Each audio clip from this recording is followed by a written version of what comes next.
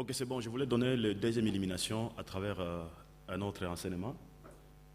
Et cela nous permettra de comprendre encore certaines exigences spirituelles que Dieu veut nous parler pour que nous puissions bâtir notre vie correctement. Nous allons lire ces deux versets encore. On va lire ces deux versets vite. On va lire ces deux versets vite. Deutéronome 25. Deutéronome 25. Deutéronome 25. Deutéronome 25, 5 à 10. Et après, nous allons lire Romains chapitre 8, verset 29.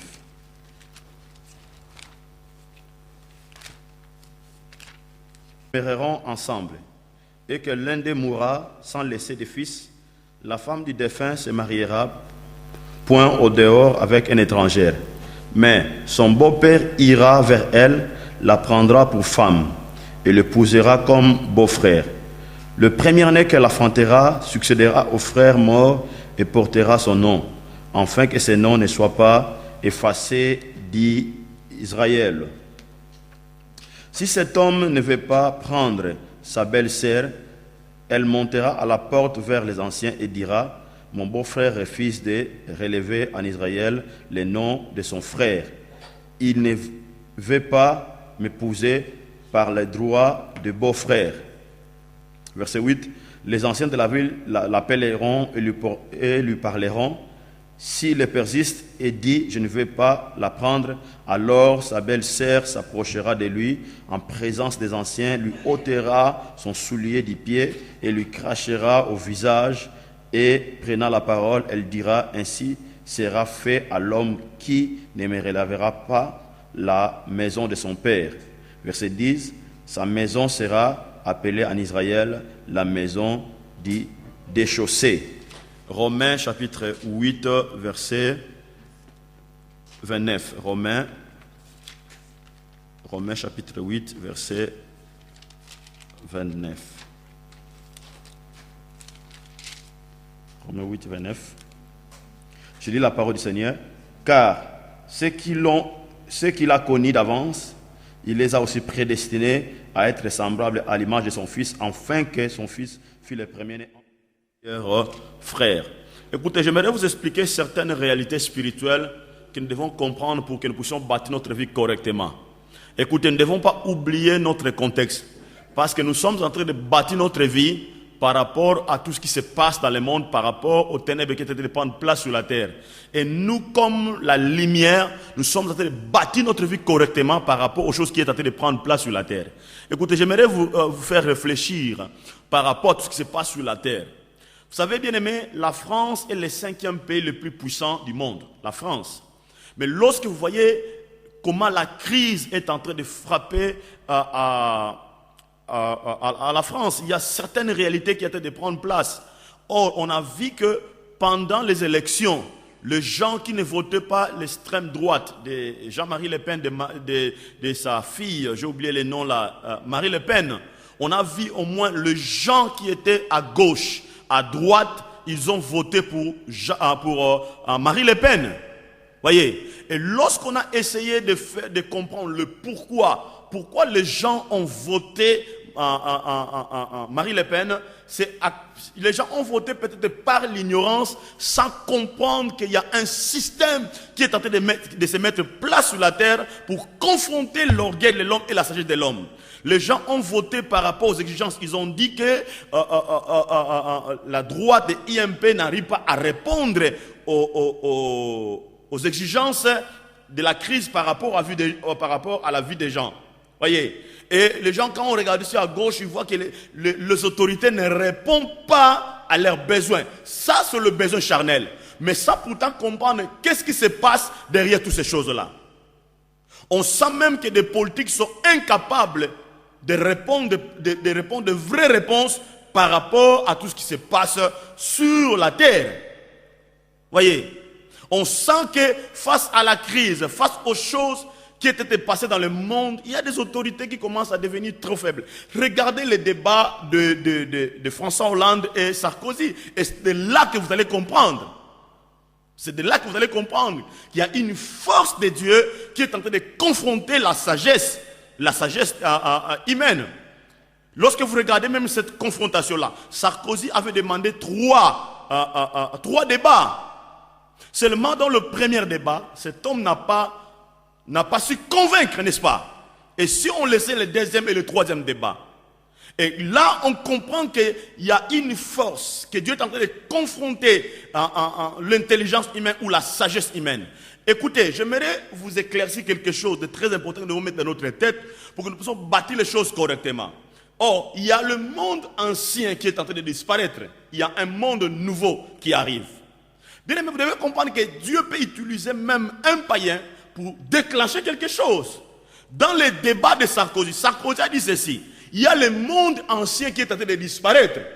Et nous devons nous préparer par rapport à ce monde nouveau qui arrive. Mais les gens ne savent pas quels sont les moyens à mettre en place pour ce monde nouveau.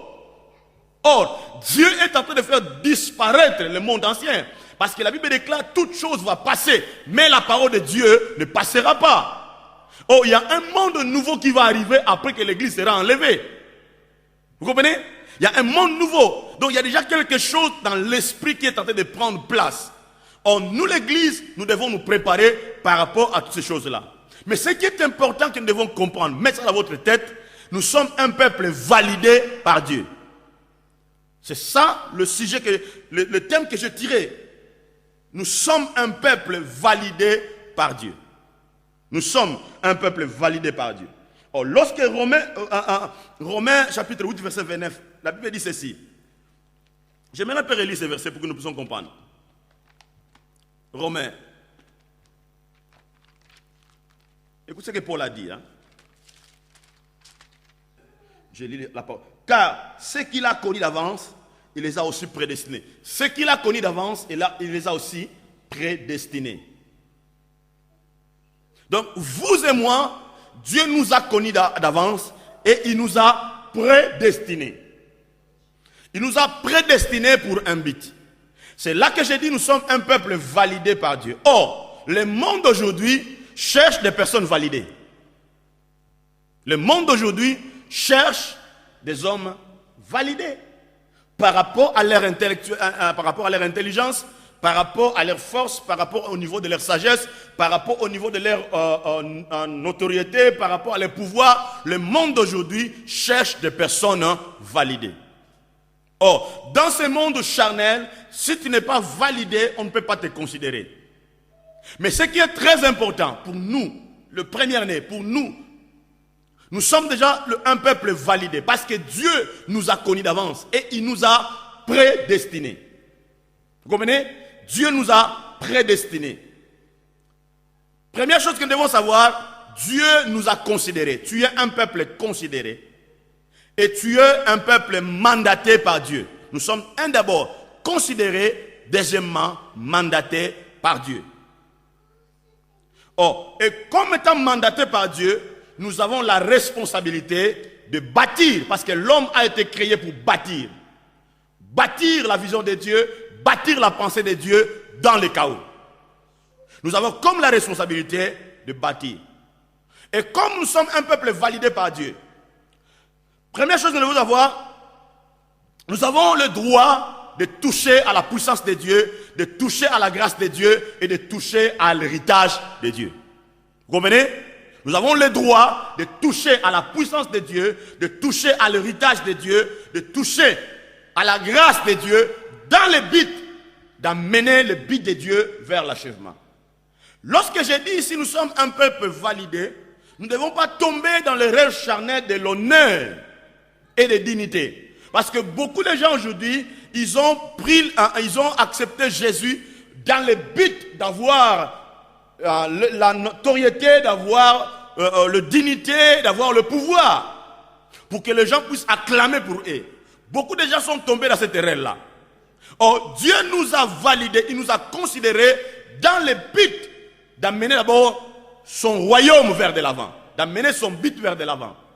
Donc, nous ne pouvons pas tomber dans ce piège de l'honneur, dans ce piège de l'acclamation, dans le piège des dignités. De dire que je suis homme de Dieu, j'ai des talents, j'ai tout ça, et la personne est envahie par les démons charnels de Satan qui commencent à diriger la vie de la personne. Nous ne devons pas tomber dans ce piège-là, mais nous devons servir Dieu. Écoutez, Christ et son nom a été connu partout. Il avait ce pouvoir-là, mais ce qui préoccupait Christ, c'était quoi? D'amener le plan de Dieu vers l'achèvement. On a vu quelque part dans la Bible, il est entré à Jérusalem, on a mis des pannes sur ses pieds. Les femmes acclamaient. Une femme a dit, on n'a jamais écouté cet homme, un homme parler comme cet homme. Mais cela ne lui regardait pas. Ce qui était ce qui le préoccupait, c'était d'abord d'accomplir le mandat de Dieu, le but de Dieu. Et beaucoup de gens, des serviteurs de Dieu, des enfants de Dieu sont tombés dans ce piège-là, et le diable arrive maintenant de prendre place dans ce système-là pour amener l'église vers le chaos. Et c'est ça qui fait que l'église aujourd'hui devient inefficace pour avancer et donner des coups pour que le but de Dieu puisse aller de l'avant. Vous comprenez? Et ça, c'est quelque chose de très important. Hein? Quand Christ a dit, quand Paul dit ceci, Dieu nous a connus d'avant, il nous a prédestinés. Ce n'est pas dans le but d'avoir beaucoup d'argent. Ce n'est pas dans l'église, ce n'est pas dans le but d'avoir la notoriété, d'avoir la dignité. Non, non, non, ce n'est pas dans ce but-là. Mais il nous a prédestinés, nous sommes validés par lui. C'est dans le but d'amener son but vers de l'achèvement. Et tout ce que Dieu peut nous donner, ça ne peut pas définir notre vie, parce que ce qui définit notre vie, c'est par rapport à ce qu'on voit à Dieu, c'est par rapport à ce qu'on mène pour aller accomplir son mandat. C'est ça qui nous préoccupe. C'est ça ce qui est important. Et lorsqu'on arrive à comprendre cela, les noms, les titres n'ont plus d'importance. N'a plus d'importance. Vous comprenez? N'a plus d'importance.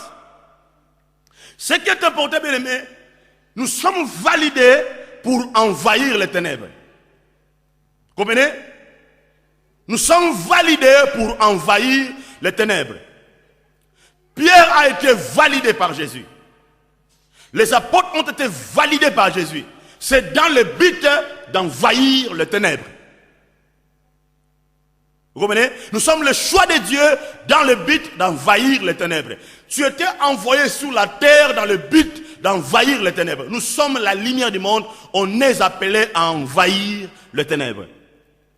Nous devons reculer les ténèbres. Nous devons vaincre les ténèbres. Nous devons vaincre l'ignorance. Ça, c'est important, bien-aimé. Nous avons des droits dans les opérations de Dieu. Les ténèbres n'ont pas le pouvoir d'annuler le droit de Dieu. Et comprenez, ça c'est important. Tu as été choisi par Dieu, validé par Dieu, et les ténèbres n'ont pas le pouvoir d'annuler le droit de Dieu pour ta vie. Parce que Dieu t'a connu, il t'a prédestiné, il t'a placé sur la terre dans le but d'amener son but vers l'achèvement. Mais écoutez le verset de Deutéronome. Écoutez. Deutéronome dit ceci. Écoutez. Lorsqu'un frère demeurera ensemble et que l'un d'eux mourra sans laisser le fils, la femme du défunt ne se mariera point au dehors avec un étranger, mais avec son beau-frère ira vers elle, la prendra pour femme. Écoutez. Donc, dans la loi israélienne à l'époque, si vous êtes deux frères et que l'autre frère il s'est marié avec une femme et que le frère il est mort sans laisser l'enfant, son frère a droit de se marier avec sa belle-sœur pour donner naissance ou donner l'héritage à son frère. Et quand il fait des enfants, ou le premier enfant ou le premier-né, on donnera les noms du frère défunt pour que l'héritage du frère puisse continuer. Mais la Bible dit, si le frère refuse de s'engager, de se marier avec sa belle-sœur, on amènera la situation ou la requête vers les anciens. Et s'il refuse, la Bible dit, on ôtera le soulier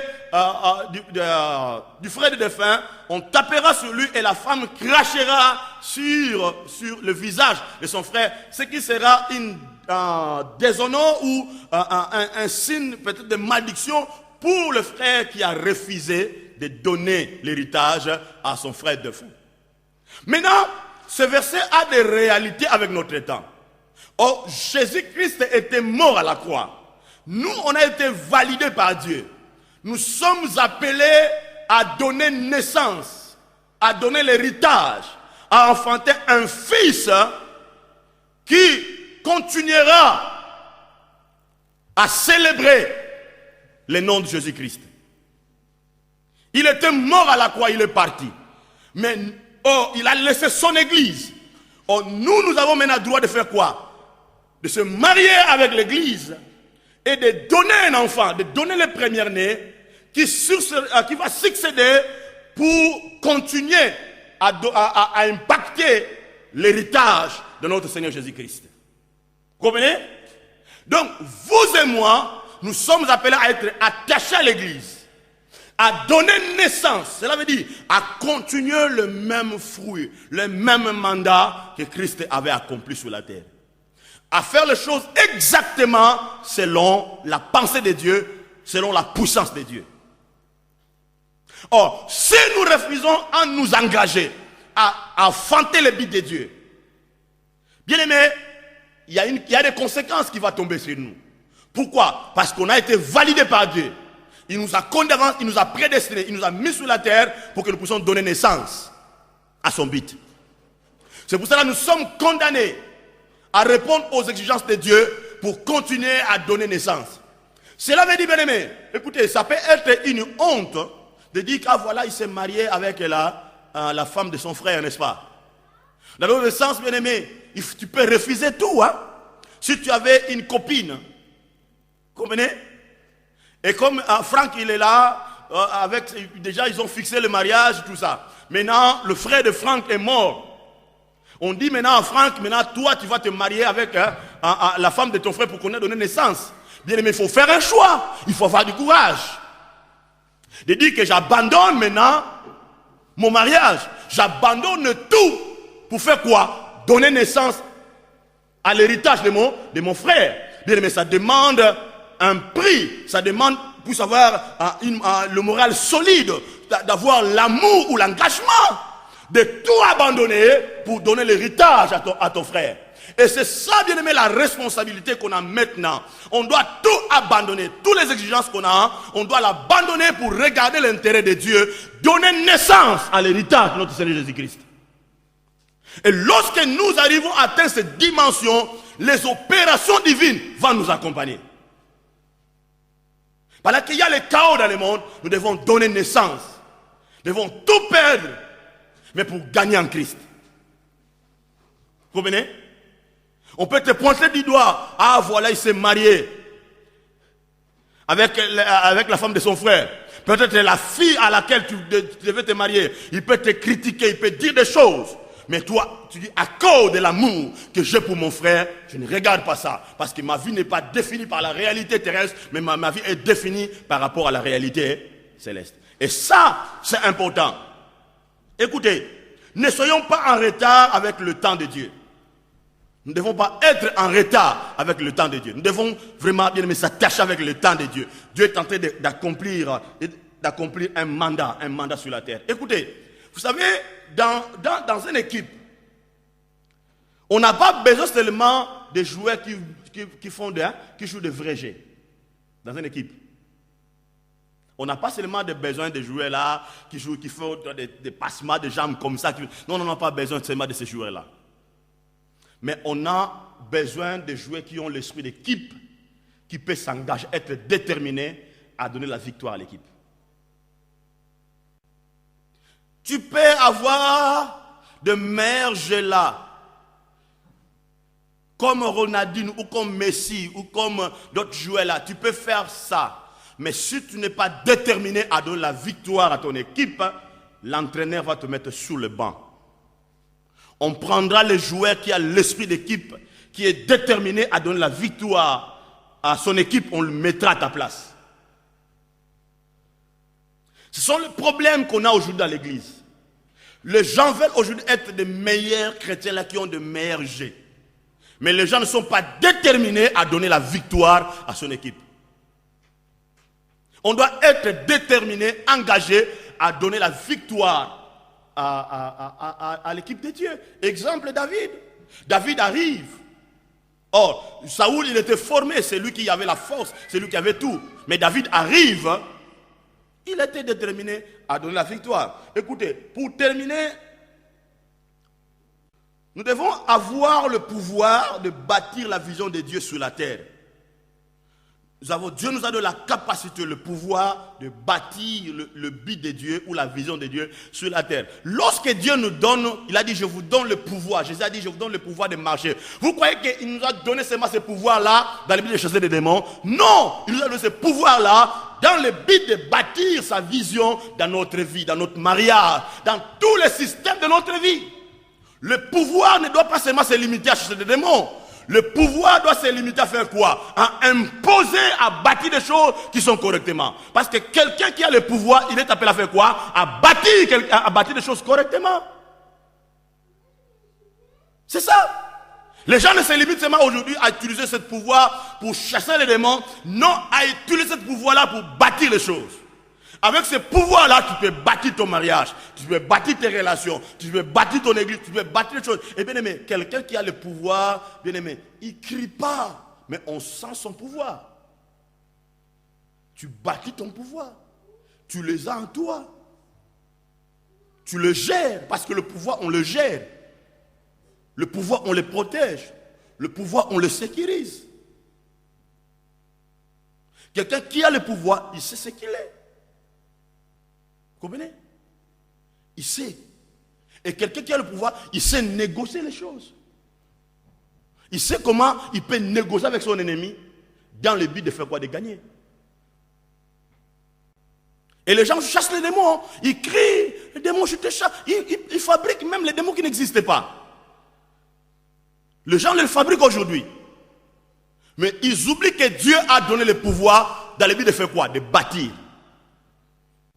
Et c'est ça, c'est que d'autres pays ont compris. La Chine a compris qu'ils ont le pouvoir pour bâtir.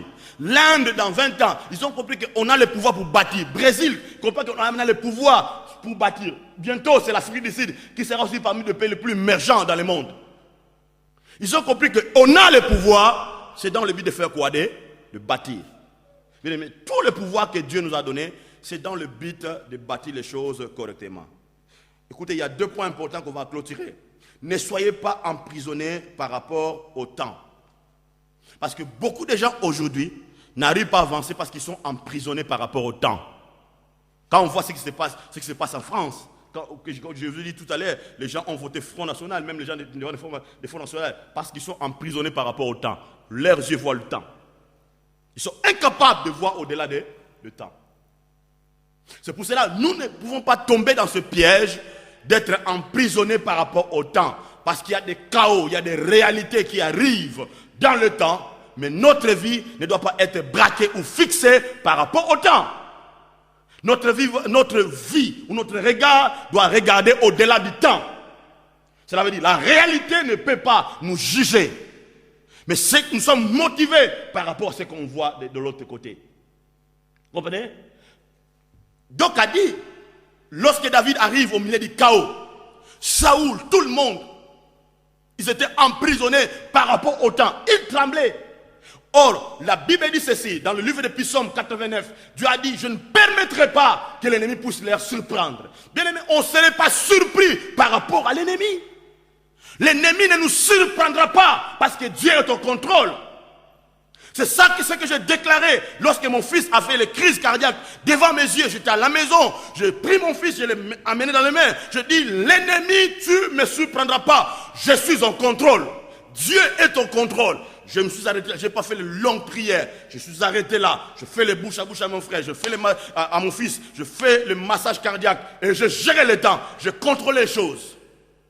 Parce que l'ennemi ne me surprendra pas. Bien, mais lorsque tu bâtis les choses selon Dieu, l'ennemi ne va pas te surprendre. Dieu ne permettra pas l'ennemi puisse te surprendre. C'est pour cela, ne soyons pas emprisonnés par rapport au temps. David, lorsqu'il arrive, il n'a pas regardé le temps.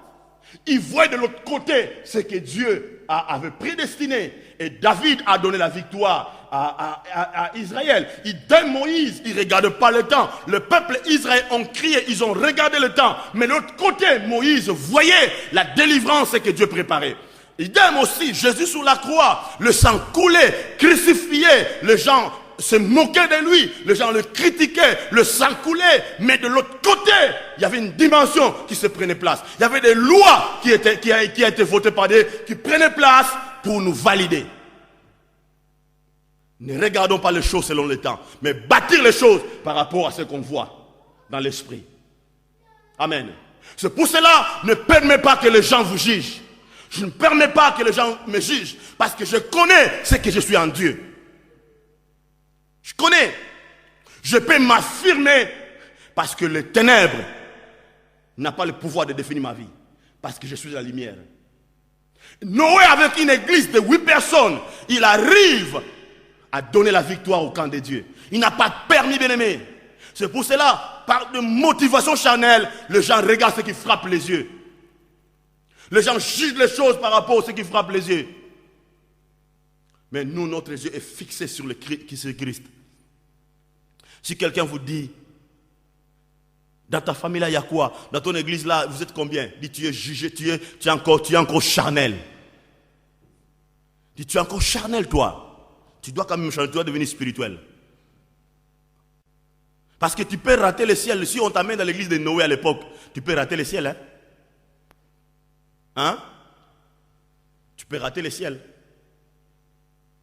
Si on t'amène au temps d'Abraham et de Lot, on te dit, bon, reste dans l'église d'Abraham. L'autre dit, moi là-bas, il y a plein de monde. Je pars de l'autre côté là. Sans pourtant comprendre que c'est que Dieu est en train de mettre en place dans le camp d'Abraham. Bien aimé, on n'est pas motivé par rapport à tout ce qui est charnel.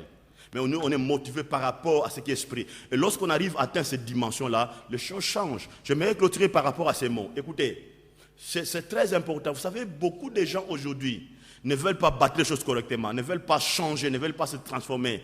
Souvent, ces gens-là, ils se sentent toujours victimes, hein? Ils se disent toujours victimes. Vous voyez? Ils aiment toujours donner raison par rapport à quelque chose qu'ils sont incapables de changer. Et si vous êtes avec de telles personnes comme ça, sache-le bien, un jour, il va toujours te créer des problèmes. Il va toujours te créer des problèmes. On a vu beaucoup de gens bien aimés. Moi, j'ai vu beaucoup de gens, tellement que lui-même, il n'arrive pas à manager sa vie, à gérer sa vie, à gérer sa propre vie. Il est un irresponsable. Il ne gère pas même sa propre vie. Quand il vient à l'église, il veut maintenant, comme il est incapable de changer, il se sent maintenant victime et il cherche des problèmes pour remettre la responsabilité à son responsable ou à son pasteur. Maintenant, quand il quitte l'église, il dit quoi? La faute c'est à Franck, la faute c'est à l'autre, la faute c'est au pasteur. Or que lui-même, il est incapable de faire quoi? De gérer les choses. Or, il y a des choses qui rendent une structure solide. Il y a des choses qui rendent une entreprise solide. Il n'y a que deux. Un, la patience. Deux, bâtir les choses avec minutie. C'est très important. Si tu es patient, bien-aimé, dans la vie, tu bâtiras les choses lentement. Et quand la chose sera finie, cette chose-là sera solide. Allez en Barcelone. Il y a un temple là. Un jour, j'étais à Barcelone, j'étais allé prêcher. On m'a fait visiter Barcelone. Allez à Barcelone. Il y a un temple, il y a un monsieur qui avait commencé à construire une cathédrale là. On m'a dit que ça fait des années. Mais le monsieur est toujours patient. Il met brique par brique. Brique par brique. Brique par brique. Il construit. Maintenant, ce temple-là, les gens viennent pour le visiter. Jusqu'à aujourd'hui, il n'est pas encore fini. Et le monsieur continue à bâtir ça. Parce qu'il est patient et il fait les choses avec minutie. Bien aimé, dans la vie, ça c'est un conseil, tu ne sois pas pressé quand tu bâtis les choses. Tu dois être patient et à faire quoi? À réajuster les choses. À respecter les petits détails. Parce que lorsque tu es patient, bien aimé, et que tu vois, il y a les fissures, il y a ça, tu seras patient de faire quoi? D'arranger ces détails-là et de continuer à faire quoi? À avancer. Beaucoup de gens tombent dans l'erreur aujourd'hui parce qu'ils ne sont pas patients. Et quand tu n'es pas patient, tu ne respecteras pas le petit détail. Ça, c'est important. Que Dieu vous bénisse.